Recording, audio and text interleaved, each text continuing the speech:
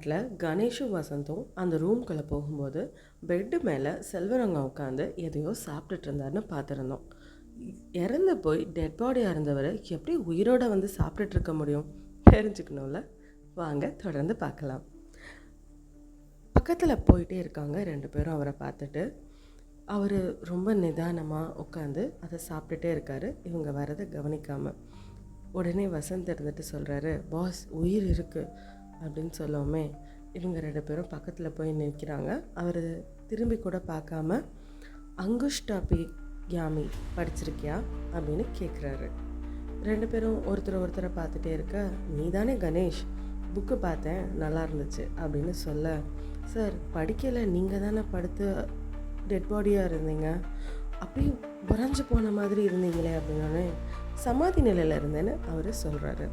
உயிர் இருந்துச்சா அப்படின்னு கேட்கவுமே, உயிர் இருக்கிறதும் இல்லாதது ரெண்டுமே எங்களுக்கு ஒன்று தான், நினச்ச மாத்திரத்தில் உயிரை திறக்கவும் முடியும், திரும்ப பெறவும் முடியும். விக்ரமாதித்தன் கதையெல்லாம் நீ கேள்விப்பட்டது இல்லையான்னு சொல்ல, வசந்த உடனே கூடு விட்டு கூடு பாயிறதா, அப்போது நீங்கள் என்ன சொல்கிறீங்க, உங்களால் ஒரு உடலில் புறக்கணிச்சிட்டு இன்னொரு உடம்புக்குள்ளே நுழைய முடியும்னு சொல்கிறீங்களான்னு கேட்க, இல்லை நுழைய முடியும்னு சொல்லலை, நுழைஞ்சிருக்கேன்னு சொல்கிறேன். இது என்ன என்னோட உடலா, வெறும் சட்டை தான், அவ்வளோதானே, இந்த சட்டையை கழட்டிட்டு உருவி போட்டுட்டு வேறு எங்கே வேணாலும் என்னால் போக முடியுமே அப்படின்னு அவர் சொன்னோமே ரெண்டு பேருக்கும் ரொம்ப க்யூரியஸாக இருக்குது.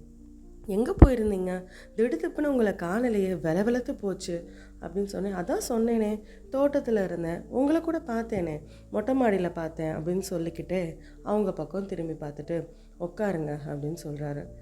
அவங்க ரெண்டு பேரையும் கொஞ்சம் நல்லா தெளிவாக பார்த்துட்டு, புக்கு நல்லா இருந்துச்சு, ஆனால் டாக்டரை தான் கூட்டிகிட்டு வரலையே என்ன கணேஷ் அப்படின்னு கேட்க, கணேஷ் ஒரு மாதிரி சந்தேகத்தோட, எதுக்குங்க டாக்டர்னு சொன்னோமே, கொடைக்கானலில் நல்ல இஎன்டி டாக்டர் இல்லை, அதனால தான் காசு செலவானாலும் பரவாயில்லன்னு சொன்னேன் அப்படின்னு.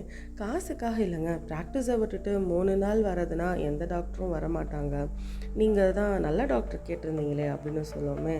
வசந்த் சப்ஜெக்டை மாற்றுறதுக்காக, அங்கே அப்பப்போ ஒரு பொண்ணு வந்துட்டு போயிட்டு இருந்தாலே, அவள் யார், உங்களுக்கு என்ன சொந்தம் அப்படின்னு கேட்குமே, அவர் சிரிச்சுக்கிட்டே காஞ்சனாவான்னு கேட்குறாரு.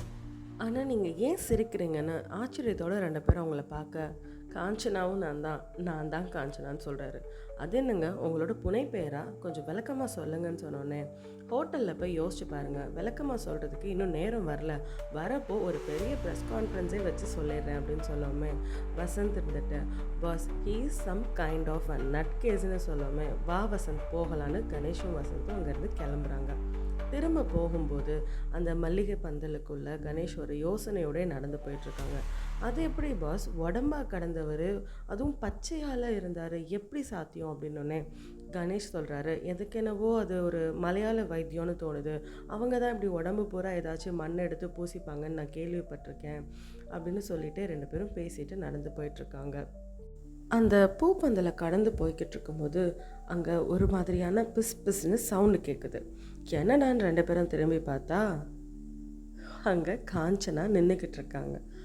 காஞ்சனா, நீங்கள் இங்கே என்ன பண்ணுறீங்க அப்படின்னு ரெண்டு பேரும் ஆச்சரியமாக கேட்க, அந்த பொண்ணு செய்கையில் அவர் இருக்காரான்ற மாதிரி ஏதோ ஒன்று சொல்கிறா. இங்கே பேசுகிறது எங்களுக்கு புரியலையே, பேசலாமே அப்படின்னு சொன்னதுக்கு அவள் தலையாட்டிட்டு பேச மாட்டேனோ இல்லை பேச முடியாதுனோ ஒன்று சொல்கிறா. அது இவங்களுக்கு சரியாக புரியல. உங்களை பேப்பரில் ஆடு கொடுத்து தேடிட்டு இருக்காங்களே, தெரியுமா உங்களுக்குன்னு வசந்த் கேட்க, காஞ்சனா அப்படின்னு அங்கேருந்து ஒரு அதட்டலான குரல். காஞ்சனா அந்த சத்தத்தை கேட்ட உடனே அங்கேருந்து ஓடியே போயிடுறா. வசந்த் கணேஷும் இதை பார்த்துட்டே இருக்காங்க. என்ன பாஸ், டார்சன் சுந்தரியும் ஓமன் படமும் மாதிரி இருக்குது, நம்ம எதுக்காக கொடைக்கானல் வந்தோம், பெரி ஜாம் லேக், டேபிள் ராக், தொப்பி தூக்குப்பாறை, இது எதுவுமே வேணாமான்னு கேட்க, ரெண்டு பேரும் அப்படியே பேசிக்கிட்டே அந்த மாளிகையை விட்டு வெளியே வராங்க. அங்கே வெளியில் வந்துட்டு அங்கேருந்து திரும்பி பார்த்தா பால்கனியில் செல்வரங்கம் நின்று இவங்க ரெண்டு பேரும் போகிறத பார்த்துட்டே இருக்கிறாரு. டாட்டா காட்டுறாருன்னு வசந்த் கேட்க, இவருக்கு என்ன வயசு இருக்கும், ஒரு 140 இருக்குமான்னு சொல்ல, வயசு என்னவோ தெரியல, நீ எங்கள் இதெல்லாம் கவனிச்ச சொல்லு பார்ப்போன்னு கணேஷ் வசந்த் கிட்ட கேட்குறாரு.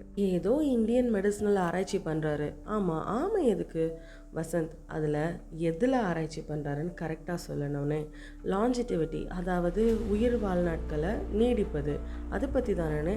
எக்ஸாக்ட்லி, உனக்கும் மூளை இருக்குடான்னு கணேஷ் வசந்தை தட்டி கொடுக்க, அவர் வீட்டில் இருந்த புத்தகத்தில் இருக்க எல்லா தலைப்புமே லாஞ்சிட்டிவிட்டியை பற்றி தான் இருந்துச்சு. ஆனால் எனக்கு இதில் 3 ஒதுக்கிது பாஸ். ஆமாம், இஎன்டி சர்ஜன் பொண்ணு, இதெல்லாம் எதுக்கு அப்படின்னு கேட்க, ஆமாம் 100 கணக்கான வருஷம் வாழும், ஆனால் இந்த யமுனை ஆத்துல இருக்கிற ஆமைகள் எல்லாமே கிருஷ்ணர் கூட பேசிச்சுன்னு சொன்னாங்களே, அப்போ அதெல்லாம் நீங்களும் நம்புறீங்களான்னு கேட்க, நான் அதை நம்பலை. ஆனால் 400 வருஷ காலமாக ஆமைகள் வாழும் அப்படின்றத நான் கேள்விப்பட்டிருக்கேன்னு கணேஷ் சொல்கிறாரு. ஆமாம், ஓகே. அப்போ இஎன்டி சர்ஜன் எதுக்கு பாஸ்ன்னு கேட்க, அது கேள்விக்குறி தான். அந்த பொண்ணும் எதுக்குன்னு தெரியல. ஃபர்ஸ்ட்டு போலீஸ்கிட்ட போய் விசாரிக்கலான்னு சொல்லிட்டு 2 பேரும் அந்த மலை மாளிகையில் இருந்து அந்த சரிவில் இறங்கி வந்துட்டு கதிரேசனை தேடி போகிறாங்க. அவர் டிராஃபிக் டியூட்டியாக இருக்காருன்னு சொன்னோன்னே அவர் இருக்கிற இடத்துக்கே 2 பேரும் அவங்க தேடிட்டு போகிறாங்க. இவங்க போகிற வழியில் ஒருத்தர் கையில் பத்திரிக்கையை சுருட்டி வச்சுட்டு ஒரு 2 நாள் தாடியோட, அது தினமணி பத்திரிக்கை, அதை கையில் வச்சுக்கிட்டு ஒரு பக்கமாக பார்த்துக்கிட்டே இருக்கார். இவங்க 2 பேரும் அவர்கிட்ட போயிட்டு, என்னங்க உங்கள் பொண்ணை காணோமான்னு கேட்க, அவர் ரொம்ப அதிர்ச்சியாக, உங்களுக்கு எப்படி தெரியும்னு சொல்ல, அதான் 2 நாள் தாடியோட கையில் தினமணியை வச்சுட்டு தேடிட்டு இருக்கீங்களே, அவங்க பொண்ணு பேர் காஞ்சனாவான்னு சொல்ல, அட ஆமாங்க, வெரி குட், உங்கள் பொண்ணை நாங்கள் பார்த்தோம் அப்படின்னு 2 பேரும் சொல்கிறாங்க.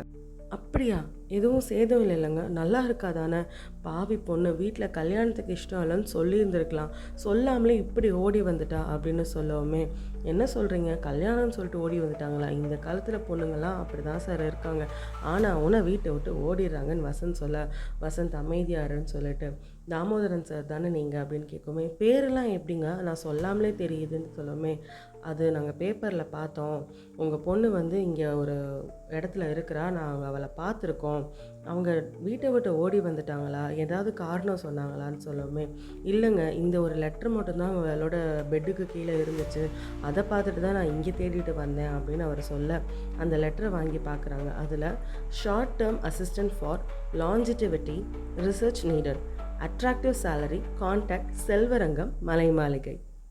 மாலை மாளிகைன்றது எங்கே இருக்குது அப்படின்னு அவர் கேட்க, மாலை மாளிகையில் சார், அது மலை மாளிகை, உங்கள் பொண்ணு அந்த இடத்துல தான் இருக்கா அப்படின்னோடனே, அப்போ நான் அவளை பார்க்கலாமான்னு அவர் ரொம்ப ஆர்வமாக கேட்குறாரு.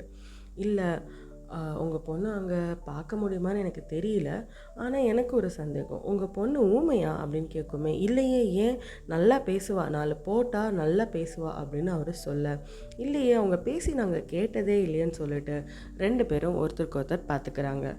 சரி, முதல்ல நம்ம அங்கே கால் பண்ணி பார்ப்போம், கால் பண்ணிவிட்டு அதுக்கப்புறமா அங்கே போகலான்னு சொல்லிட்டு இருக்க, கதிரேசனும் அங்கே வந்துடுறாரு. அவர் வந்தோடனே, இவர் தான் சார் அப்படின்னு சொல்லிட்டா, அந்த பொண்ணோட அப்பா அப்படின்னோடனே, ஓ அந்த ஊமை பொண்ணான்னு கேட்க, ஊமையெல்லாம் இல்லையா, நல்லா பேசுவாளாம் அப்படின்னு சொல்லுவோமே, கணேஷ் போய்ட்டு டெலிஃபோன் எடுத்து செல்வரங்கத்துக்கு கால் பண்ணுறாங்க. மிஸ்டர் செல்வரங்கம்னு சொல்ல, ஆமாம் அப்படின்னு அங்கேருந்து பதில் வருது. நான் கணேஷ் பேசுகிறேன், காஞ்சனா கூட பேசணும், அவங்க அப்பா வந்திருக்காங்க அப்படின்னு இங்கே கணேஷ் சொல்ல, காஞ்சனாலாம் இங்கே யாரும் இல்லை அப்படின்னு சொல்லிட்டு அந்த பக்கம் ஒரு ரக்கடான வாய்ஸ் வருது. இல்லை சார், அந்த பொண்ணோட அப்பா வந்துன்னா எந்த பொண்ணு அப்படின்னு அங்கே கேட்குறாங்க. உங்கள் கூட இருந்த பொண்ணு அப்படின்னு சொன்னோன்னே, அது டைப்பிஸ்ட், டியூட்டி முடிஞ்சிட்டு போயிடுவானா, எங்கே போவா அப்படின்னு கேட்டால், அதெல்லாம் எனக்கு தெரியாது, 1 மணி நேரம் டைப் அடிக்கிறதுக்கு 100 ரூபாய் தரேன், கொடைக்கானல்லையே எங்கேயாவது தான் இருக்கணும், இனிமேல் ராத்திரி நேரத்தில் என்னை தொல்லை பண்ணாதீங்க, நாளைக்கு பார்க்கலான்னு சொல்லிட்டு ஃபோனை வச்சுட்டாரு அப்படின்னு கணேஷ் இவங்களை திரும்பி பார்த்து சொல்ல, காஞ்சனாவை பற்றி என்ன சொன்னார்னு கேட்டால், பார்ட் டைமாக டைப் அடிக்கிறாளாம், வசந்த் இந்த ஆள் ஏதோ ரிசர்ச்ன்ற பேரில் தப்பு பண்ணுறாரு, என்னன்னு பார்க்கணும் அப்படின்னு சொல்லுவோமே, கதிரேசன் காலையில் விசாரிக்கலாம் கணேஷ்னு சொல்ல, தாமோதரன் இருந்துட்டு என் பொண்ணை நான் எப்படி தேடுவேன்னு புலம்பிக்கிட்டே அந்த இடத்த விட்டு போகிறாரு. 3 பேரும் ஒருத்தரை பார்த்துட்டு கதிரேசனும் அங்கேருந்து போக, வசந்த் திரும்பி பார்த்த கணேஷ், ராத்திரியே இதை விசாரிச்சிடலாமான்னு கேட்க, எதன்னு வசந்த் கேட்டதுக்கு, மலை மாளிகைக்கு திரும்ப போகணும் அப்படின்னு சொன்னார். ராத்திரியா, ஐயோ வேணாம் பாஸ், ரொம்ப குளிருது, குளிச்சுட்டு சின்னதாக ஒரு ட்ரிங்க் பண்ணிவிட்டு டிவி பார்த்துட்டு ஜாலியாக இருக்கலாமே அப்படின்னு சொல்ல, அதெல்லாம் இல்லை, அதெல்லாம் அப்புறம் பார்க்கலாம், அந்த பொண்ணு ஏதோ ஆபத்தில் இருக்கான்னு எனக்கு தோணுது அப்படின்னு சொல்கிறாரு. ராத்திரியே போய் விசாரிக்கணும்னு இல்லையே பாஸ், பொறுமையாக போய்க்கலாமேன்னு சொல்ல, யோசிச்சு பாரு வசந்த், அந்த பெண்ணை நீ உதவி பண்ணி அவளுக்கு நன்றி சொல்லி அவள் உன்னை லவ் பண்ணவும் சான்ஸ் இருக்குதானே அப்படின்னு சொன்னோடனே வசந்த், அதானே வாங்க போகலாம் அப்படின்னு கிளம்புறாரு. 2 பேரும் ரூமுக்கு போயிட்டு டார்ச் லைட் எடுத்துகிட்டு ஸ்வெட்டர்லாம் போட்டுட்டு அந்த மலைக்கு போகிறதுக்காக கிளம்புறாங்க. நைட் டைமில் பயங்கரமான பனி மூட்டம், ரோடு தெரியல, கடையெல்லாம் மூடி இருக்குது, ஃபுல் இருட்டு. பொறுமையாக 2 பேரும் நடந்து போயிட்டுருக்காங்க. 2 பேருக்கும் உள்ளுக்குள்ளே ஒரு விதமான பயத்தோடு தான் போயிட்டு இருக்காங்க. அப்போது கணேஷ் வசந்த் கிட்ட பேச்சு கொடுத்துட்டே போகிறாரு. உன் லைஃப்பில் நீ எத்தனை பேரை லவ் பண்ணியிருப்பேன்னு கேட்டால் அதுக்கு வசந்த் ஒன்றொன்னா பேர் சொல்லி எண்ணி பார்த்துட்டு இந்த பொண்ணோடு சேர்த்து ஒரு 40 பேர் இருப்பாங்கன்னு சொல்ல, அப்படியா அப்போ இத்தனை பேரை லவ் பண்ணியிருக்கனால லவ்னா உன்னோட அகராதியில் என்னன்னு கேட்க, அதெல்லாம் சொல்ல முடியாது பாஸ், சொன்னால் ஒரு மாதிரி அது எப்படி அது பார்க்கும்போது ஒரு மாதிரி ஃபீல் ஆகும், அதெல்லாம் எப்படி நான் எக்ஸ்பிளைன் பண்ணுறது, அது ஃபீல் பண்ணால் தான் பாஸ் தெரியும் அப்படின்னு சொல்லிகிட்டே 2 பேரும் நடந்து பேசிக்கிட்டே போயிட்டு இருக்காங்க. அந்த மலை மாளிகையோட உச்சியில் பௌர்ணமி நிலவு அந்த மாளிகையை இன்னும் ரொம்ப பயங்கரமாக ஒரு மர்மம் நிறைஞ்ச ஒரு கோட்டை மாதிரி காமிக்குது. அந்த மாளிகை பக்கத்தில் போயிட்டு கேட்டை திறக்கும்போது கிரிச்சின்னு ஒரு சவுண்டு வருது. அப்போ வசந்த் இருந்துட்டு இந்த மாதிரி துப்புறிகிற கதைகள்லாம் கேட்டுக்கு எண்ணெய் போடக்கூடாதுன்னு ஏதாவது ரூல்ஸ் ஆபாஸ்ன்னு கேட்டுட்டு உள்ளுக்குள்ளே போகிறாங்க. டார்ச் லைட்டை வச்சு அந்த இருட்டில் அந்த வீட்டோட கேட் எங்கே இருக்குதுன்னு சொல்லி 2 பேரும் தேடிக்கிட்டே உள்ளுக்குள்ளே பொறுமையாக நடந்து போயிட்டே இருக்காங்க. ஒருவேளை நம்ம துப்பாக்கி ஏதாவது எடுத்துகிட்டு வந்திருக்கணுமோன்னு கேட்க, அதெல்லாம் வேணாம் வா அப்படின்னு சொல்லிட்டு போர்ட்டிகோ கிட்ட 2 பேரும் பொறுமையாக நடந்து போய் கதவை தட்டலான்னு போகும்போது வாங்கன்னு ஒரு குரல் கேட்குது. 2 பேரும் அப்படியே ஷாக்கில் ஃப்ரீஸ் ஆகி நிற்கிறாங்க. கணேஷ் வசந்த் வாங்க, உங்களை எதிர்பார்த்தேன் அப்படின்னு சொல்ல 2 பேரும் ஒருத்தர் முகத்தை பார்த்துட்டு அப்படியே நிற்கிறாங்க. அந்த குரல் யார்? இவங்க 2 பேரும் அங்கே வருவாங்கன்றது அவங்களுக்கு எப்படி தெரியும்? என்ன நடக்குது?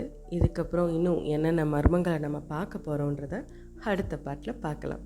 தேங்க்யூ.